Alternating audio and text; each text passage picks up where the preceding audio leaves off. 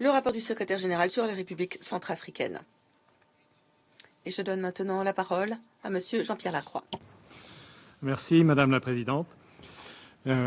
Excellences, Mesdames et Messieurs les représentants, ambassadeurs, membres du Conseil de sécurité, je vous remercie de me donner l'occasion de vous faire part de la situation en République centrafricaine, conformément au rapport du secrétaire général en date du 13 juin, ainsi que sur les développements ultérieurs.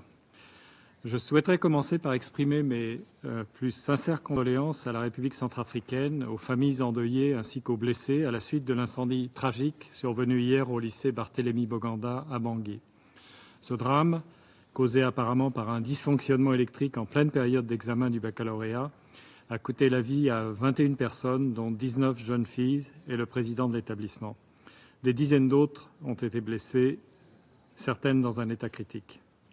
La MINUSCA reste pleinement engagée aux côtés des autorités nationales et est préparée à fournir tout soutien nécessaire pour répondre à cette stratégie et venir en aide aux personnes affectées.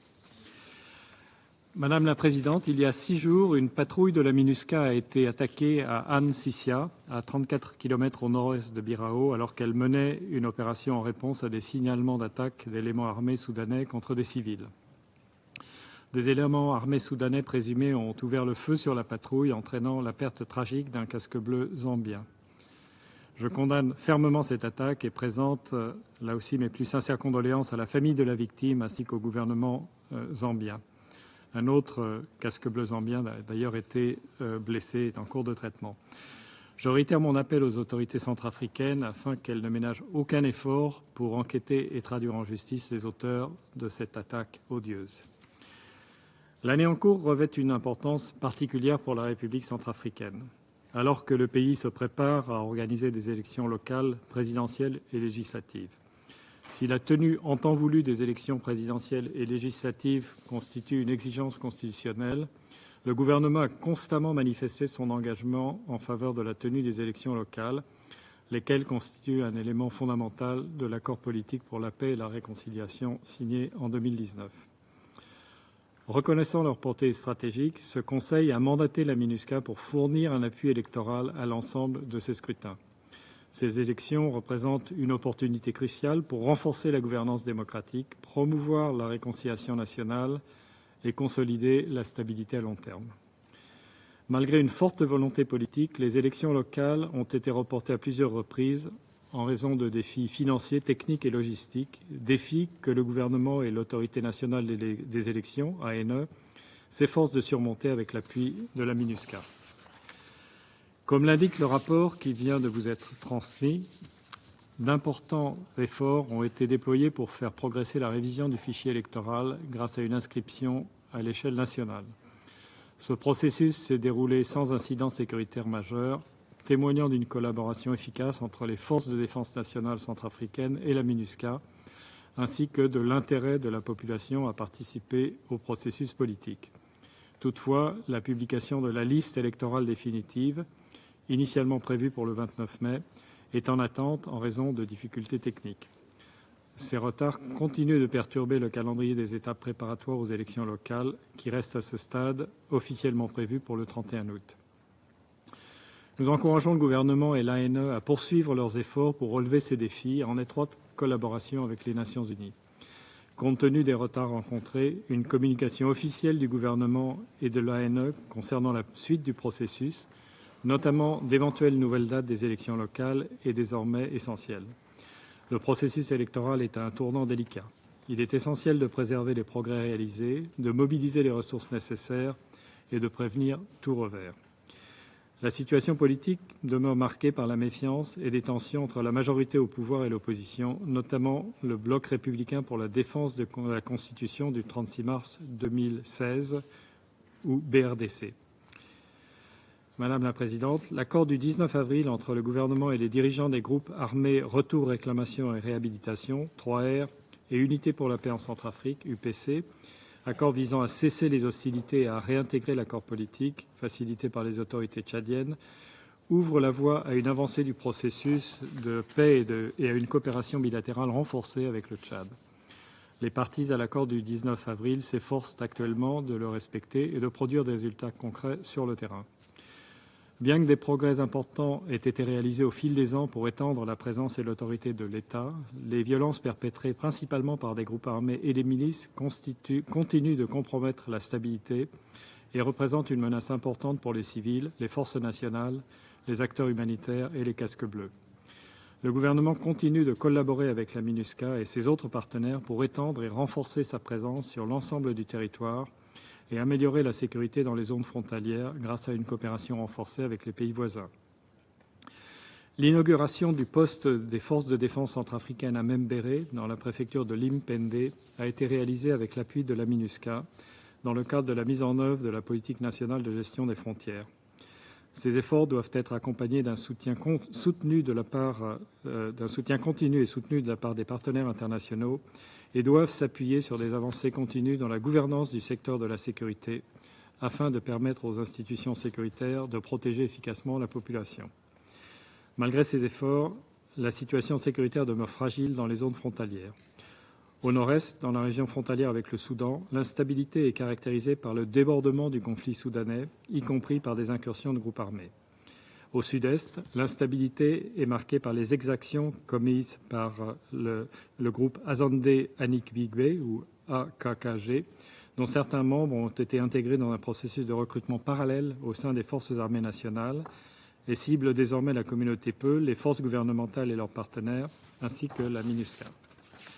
Lors d'une de ces attaques, le 28 mars, près du village de Tabané, dans la préfecture du Haut-Bomu, un observateur militaire de la MINUSCA, originaire du Kenya, a été tué lors d'une patrouille de protection civile. Il s'agit de la troisième attaque depuis février 2025 ayant entraîné la mort d'un casque bleu.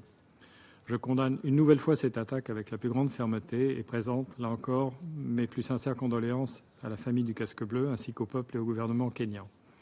Nous saluons les efforts du gouvernement centrafricain pour identifier et poursuivre les auteurs de ces actes odieux qui doivent répondre de leurs actes. Madame la Présidente, en ce qui concerne les droits humains, la situation à RCA demeure préoccupante à la lumière des violations, des exactions qui persistent, notamment les actes de violence sexuelle commis sur fond de conflits et de graves violations des droits des enfants. Le gouvernement, avec l'appui de la MINUSCA, poursuit ses efforts afin de développer les mécanismes de justice transitionnelle dans le cadre de la lutte contre l'impunité, sachant qu'une période électorale essentielle s'approche. Des efforts supplémentaires s'imposent pour remédier à ces violations persistantes, à ces exactions, pour élargir l'espace politique et civique, pour garantir un pied d'égalité pour tous les acteurs du processus électoral. Des progrès ont aussi été réalisés en ce qui concerne l'application du principe de responsabilité et la Cour pénale spéciale qui joue un rôle de premier plan dans le cadre de la lutte contre l'impunité et la justice transitionnelle. Le 19 juin, la Cour a rendu son troisième verdict dans le cadre d'un procès portant sur des affrontements de mars 2022 entre Andélé, entre deux factions, le Front populaire pour la renaissance de la Centrafrique, FPRC. Cependant, la Cour entame désormais une phase critique qui existe des ressources humaines et financières accrues afin de pérenniser et d'étendre ses activités. Faute de financement volontaire, les activités de la Cour risquent d'être menacées d'ici septembre de cette année, ce qui reverrait à saper nos investissements collectifs de la dernière décennie. J'exhorte les États membres à fournir l'appui nécessaire à la Cour afin qu'elle puisse exécuter son mandat jusqu'à 2028. Madame la Présidente, la situation humanitaire demeure complexe, sachant que des besoins urgents dépassent les ressources disponibles. Les acteurs humanitaires ont dû revoir leurs priorités en suspendant les services essentiels pour certains des plus vulnérables. Sur une note positive, le gouvernement a poursuivi ses efforts pour opérationnaliser le plan national de développement et prépare une table ronde de levée de fonds sur le plan national de développement qui aura lieu au Maroc dans les mois à venir. Si le développement à long terme est essentiel, il est impératif que ces efforts soient accompagnés par un appui vigoureux à l'aide humanitaire vitale dont le pays a besoin, tout en garantissant une réponse coordonnée permettant de faire le lien entre les besoins urgents et le développement durable. La MINUSCA a réalisé des progrès importants dans le cadre de son renforcement de la coopération avec les autorités nationales et le secteur privé afin de recenser les possibilités d'implication locale accrue dans la chaîne d'approvisionnement. Dans le même temps, les partenariats institutionnels sont en train d'être renforcés pour accroître les capacités nationales en matière de normes d'achat et de facilitation du commerce. Ces efforts contribuent à la création d'emplois, renforcent les marchés locaux et participent aussi de la croissance du secteur privé, de la résilience économique dans le droit fil des priorités nationales. La République centrafricaine est un carrefour délicat. La tenue d'élections locales, législatives et présidentielles offrira l'occasion unique de renforcer la gouvernance démocratique et d'améliorer la réconciliation nationale. Cependant, il s'agit de processus politiques sensibles. L'appui de tous les partenaires de la RCA, y compris du Conseil, demeure essentiel. La MINUSCA continuera à jouer le rôle qui lui revient et je demande à tous les États membres de veiller à ce que la mission soit dûment équipée et toutes les ressources nécessaires pour exécuter son mandat. À la lumière des progrès fragiles enregistrés, nous devons les consolider et renforcer l'appui de la communauté internationale pour aider le peuple et le gouvernement à réaliser leurs aspirations et faire advenir une paix durable. Ces efforts sont pérennisés, la République centrafricaine peut potentiellement devenir un réel exemple de succès, non seulement pour la population nationale, mais aussi